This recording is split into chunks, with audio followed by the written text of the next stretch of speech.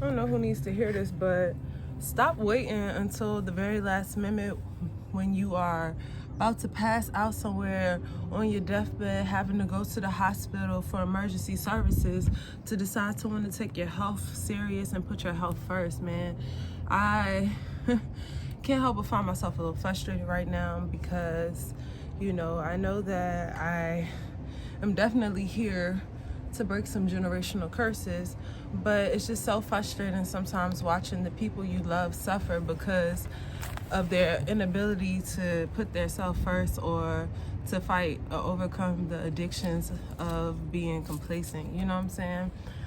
For me, I know like when I first started my journey of healing and stuff like that, it wasn't an easy process for me. I faced a lot of challenges, emotional challenges, physical challenges, and everything.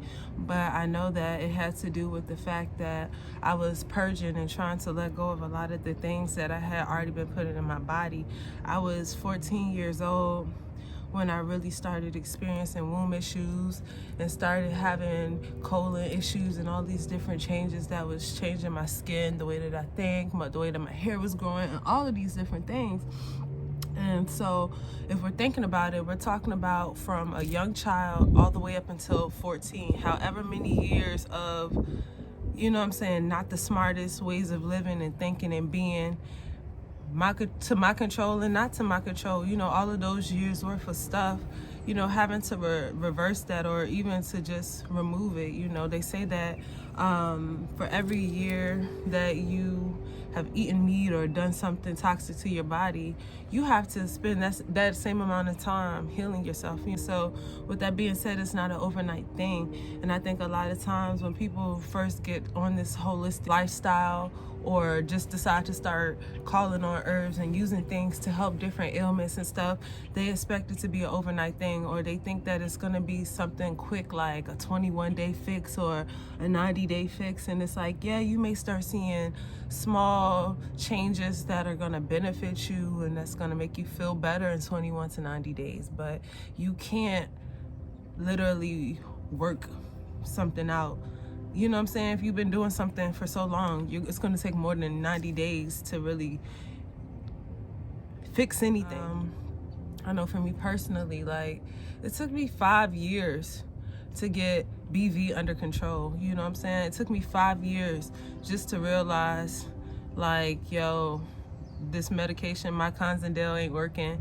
And it started with me changing my diet. It started with me changing the way I was thinking about stuff. So it wasn't no overnight thing. It took about 3 or 4 visits to the doctor and getting bullshit to know that, all right, I had to take it and take my time with it. And it took trial and error. Some things were effective, some things weren't. Some things caused me a little bit more symptoms of purging, some didn't, you know, but as I kept going, it got better.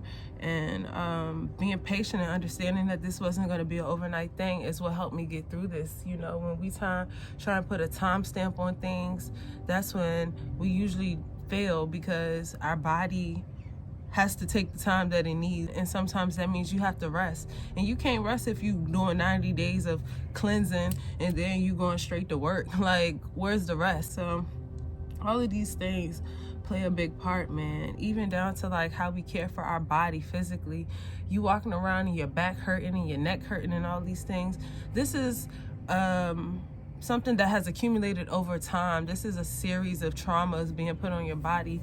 I don't know if I've told you already, but the body has these fascia lines. Fascia is the little webby like stuff in our body that holds all our bones and stuff together, pretty much.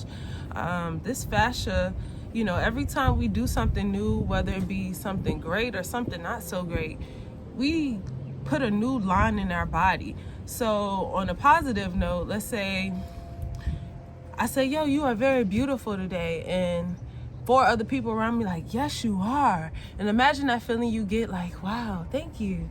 You know what I'm saying? Just that feeling in that moment, in that time, is recorded in your body, and your body creates a new fascia line that keeps note of that. So you'll keep that feeling. So maybe you might walk past that spot again and you just naturally feel good because that your body and your mind has remembered that moment. You know what I'm saying? So on a not so positive thing, let's say something like you trip and you tweak your ankle a little bit, you know what I'm saying? And now it ain't sprained, but it's definitely a little swollen and stuff like that. Your body has now stored that exact moment into your muscles.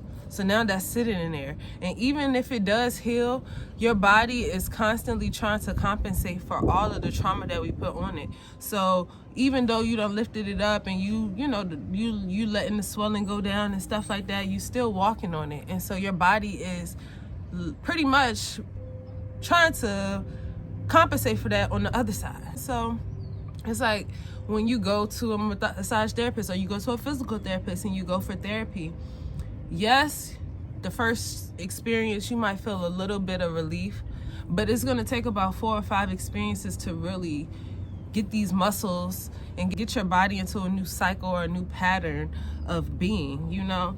And I just really think it's important that we don't forget that in the healing journey, there is still the journey, you know? Yeah, that's just it, for real. Like I said, I couldn't help but find myself a little bothered because it really saddens me that we usually wait until we're dying or we're really, really fucked up before we actually take a second and do what we need to do. And usually, if you battling stage 3, 4, or whatever levels of things that you're going through, you know what I'm saying? Your body is really fighting, like, already. And it's probably been fighting for so long that it's really tired. And sometimes, your body just want to rest. Your body just want to rest. Are you giving it space to rest? And you just putting a whole bunch of stuff on it.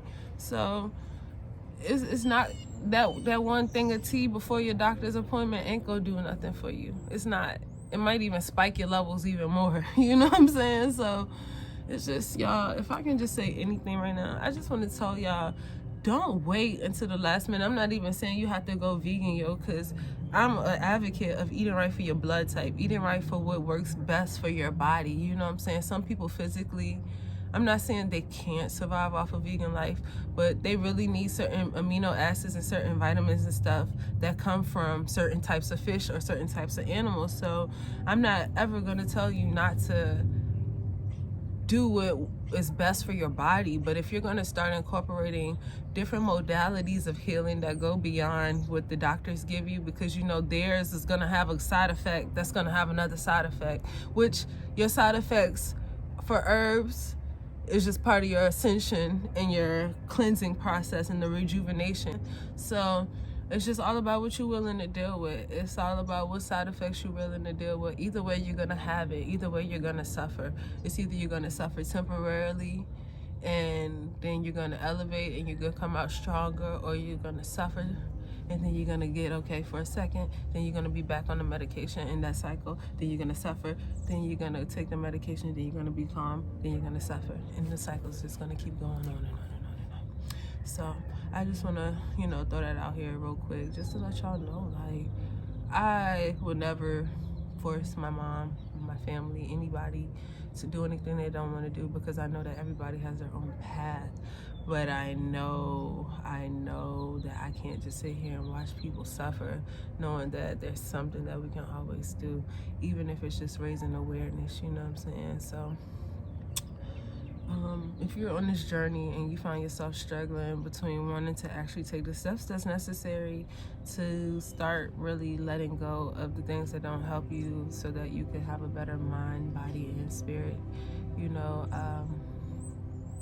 I'm here. I support you, yo. I ain't even gonna lie. I know I'm frustrated, and I know my mom probably felt frustrated today. Mama, I'm sorry, baby girl.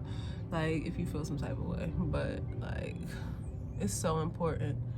And it's so important to just try to do our best at all times, in all things, and always. So, yeah, y'all.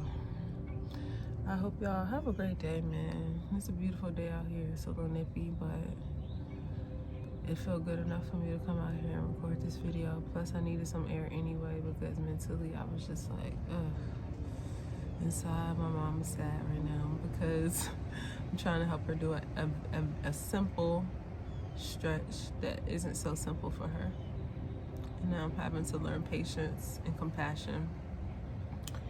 And honestly, it might inspire me to do a basic stretch video. so that she can watch it. I just have to make sure I'm communicating correctly. Yeah, I just gotta make sure I'm communicating correctly. Oh, sounds like my homie just put up, y'all. Peace.